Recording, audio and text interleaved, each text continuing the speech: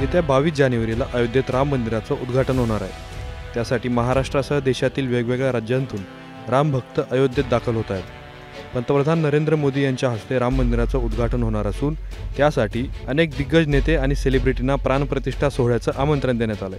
अशातच आता राष्ट्रवादीचे अध्यक्ष शरद पवार यांनाही राम मंदिर उद्घाटनाचं निमंत्रण देण्यात आल्याची माहिती समोर आली। त्यानंतर आता शरद पवारांनी निमंत्रण पत्राला उत्तर देताना काय म्हटलं आणि पत्रातून कुणावर निशाणा साधला समजून घेऊया। राम जन्मभूमी तीर्थक्षेत्र ट्रस्टचे महासचिव चंपत राय यांच्याकडून शरद पवारांना प्राणप्रतिष्ठा सोहळ्याचं निमंत्रण देण्यात आलं। त्यानंतर शरद पवारांनीही निमंत्रण पत्राला उत्तर देताना चंपत राय यांचं आभार मानलंय। तसेच राम मंदिराचं बांधकाम अपूर्ण असल्याचा मुद्दाही पवारांनी उपस्थित केलाय।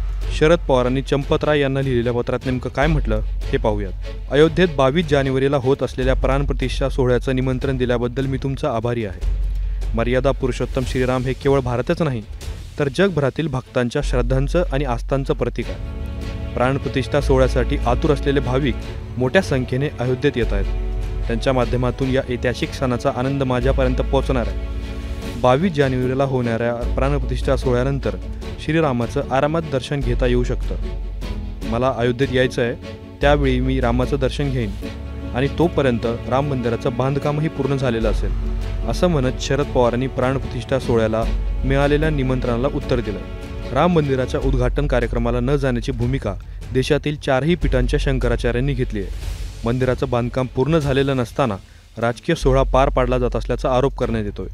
यावरून विरोधी पक्षांनीही केंद्रातील मोदी सरकारवर जोरदार टीका केली। अशातच आता शरद पवारांनी राम मंदिराच्या अपूर्ण बांधकामाचा मुद्दा उपस्थित केल्याने राजकीय चर्चांना उधाण आलंय। याबद्दल तुम्हाला काय वाटतं हे आम्हाला कमेंट बॉक्समध्ये कळवा। असेच माहितीपूर्ण व्हिडिओ पाहण्यासाठी मुंबई तकचं यूट्यूब चॅनल सबस्क्राईब करायला विसरू नका।